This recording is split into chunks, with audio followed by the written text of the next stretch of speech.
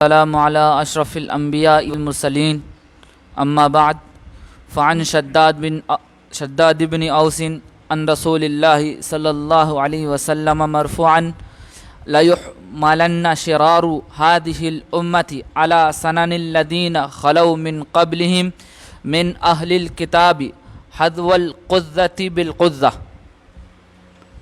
محترم حاضرین،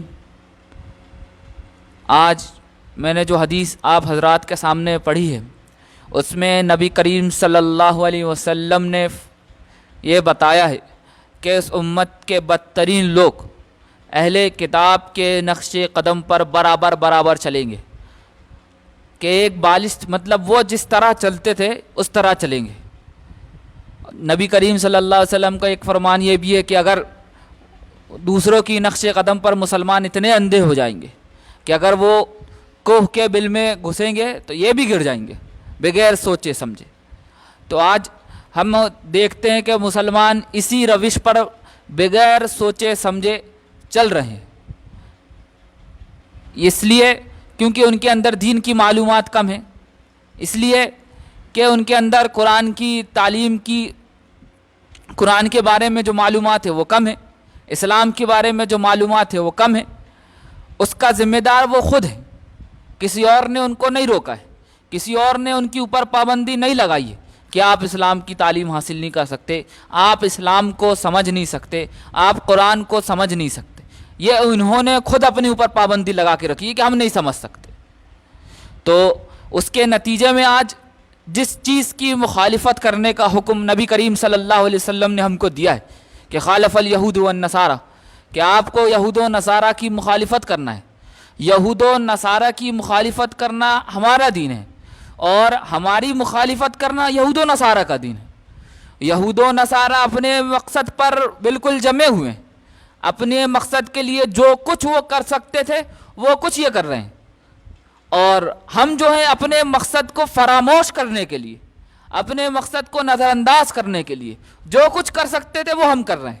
مطلب ہم ان کی مخالفت نہیں کر کے ہم ان کی موافقت کر رہے ہیں، ہم ان کے نقش قدم پر چل رہے ہیں. ہم جو دنیا کا اس دنیا کی جو سب سے زیادہ مین چیز ہوتی ہے سیاست، پالیٹکس، اس میں ہم ان کے ٹکڑوں پر پلنے پر راضی ہو گئے کہ ان کے دیے ہوئے قانون کے حساب سے، ان کے بتائے ہوئے سسٹم کے حساب سے زندگی گزارنے پر ہمارے پاس کوئی چارہ نہیں ہے.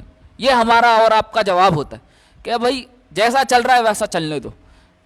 تو یہ کیونکہ ہمارے اندر نبی کریم صلی اللہ علیہ وسلم کا یہ فرمان موجود نہیں ہمارے پاس کہ ہم کو یہودیوں کی مخالفت کرنے کا حکم دیا گیا. یہ فرمان سنایا ضرور جاتا ہے کہ ہم کو یہودیوں کی مخالفت کرنا چاہیے، اس لیے کیونکہ وہ داڑھی نہیں رکھتے تو ہم کو داڑھی رکھنا ہے. یہ مخالفت لا کے یہاں پٹک دیے، خالی پوری مخالفت کا زور داڑھی میں آ گیا کہ یہودی لوگ داڑھی نہیں رکھتے تھے، اپنے کو داڑھی رکھنا ہے. کسی نے کسی سے پوچھا کہ اگر کسی نے جواب دیا کہ اتنی یہودیوں کی مخالفت نہیں کرنا چاہیے، اگر یہودی مسلمان ہوگا تو تم کیا کرو گے؟ ارے تو یہودی مسلمان ہوگا تو مسلمان کی مخالفت کرنے کا حکم تھوڑی ہے، یہودیوں کی مخالفت کرنے کا حکم ہے. وہ تو یہودی مسلمان ہو گیا. لیکن اس قسم سے پھر آدمی کو یو ٹرن لے کے تھوڑا سا اس کے دماغ کو تھمم تھوڑا ٹھہرو، اتنا جذبہ مت رکھو، اس کو گھما کے پھرا کر اس قسم کی تعویلات پیش کی جاتی جس سے ہم کو بچنا چاہیے، جس کی ہم کو پہلے سے نالج ہونا چاہیے کہ اگر یہودی خود مسلمان ہو گیا تو اس کی مخالفت کہاں سے کریں گے؟ ہم تو مسلمان ہو گیا، مسلمانوں کی مخالفت کرنے کا حکم نہیں دیا گیا، ہم کو یہودیوں کی مخالفت کرنے کا حکم دیا گیا.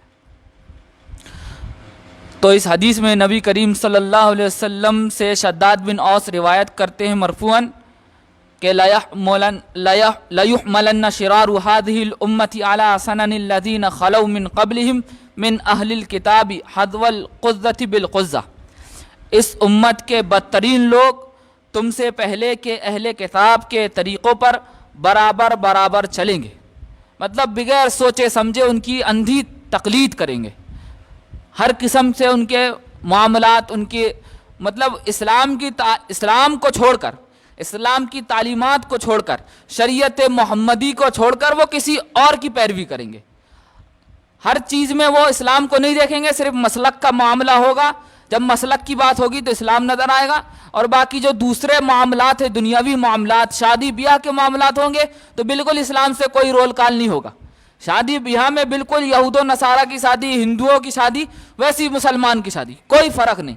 جتنا بڑا بوجھ ہندو کو ہوتا ہے، غیر کو ہوتا ہے بیٹی پیدا ہونے پر، اتنا ہی بڑا بوجھ آج مسلمان کو بھی ہوتا ہے کہ یار میرے پاس بیٹی آ گئی ہے، اب میں کیسا کروں گا، میں کیسا کروں گا، میں کیسا کروں گا۔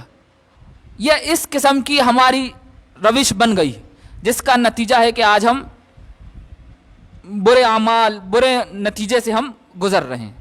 اللہ تعالیٰ سے دعا ہے کہ اللہ تعالیٰ ہم کو یہودیوں کی مخالفت ہر لحاظ سے کرنے کی توفیق عنایت فرمائے، دنیا کے ہر معاملات میں ان کی مخالفت کرنے کی توفیق عنایت فرمائے۔ جس معاملات میں ہم کو دین کی تعلیم ہمارے سامنے موجود ہے، ہماری دین کی تعلیم چھوڑ کر، شریعت محمدی کو چھوڑ کر ہم ان کے ٹکڑوں پر پلنے سے بچیں، کیونکہ ٹکڑوں پر کتوں کو پالا جاتا ہے۔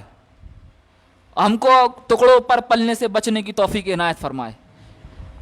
اگر ہم ایسا نہیں کریں گے تو اس میں ہماری دنیا میں بھی ابھی ذلت اور رسوائی ہو رہی ہے، اور آخرت میں بھی ہماری ذلت اور رسوائی ہوگی، اس سے ہم کو کوئی نہیں بچا سکے گا۔ اللہ تعالیٰ سے دعا ہے کہ اللہ تعالیٰ ہم کو یہودیوں کی مخالفت کرنے کی قرآن اور حدیث کی روشنی کے حساب سے توفیق عنایت فرمائے۔ آمین۔ وآخر دعوانا ان الحمد للہ رب العالمین۔